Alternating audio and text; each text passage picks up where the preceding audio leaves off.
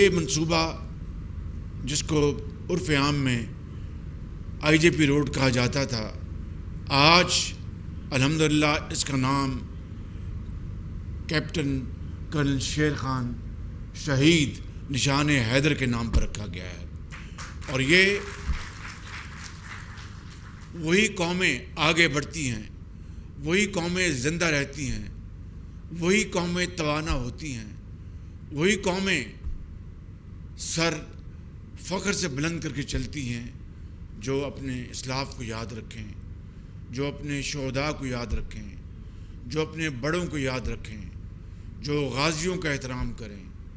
جنہوں نے اپنے خون سے اس ملک کی آبیاری کی ہو۔ اور جو قومیں ان شہیدوں اور غازیوں کو بھول جائیں، وہ قومیں کبھی اپنا نام زندہ نہیں رکھ سکتی۔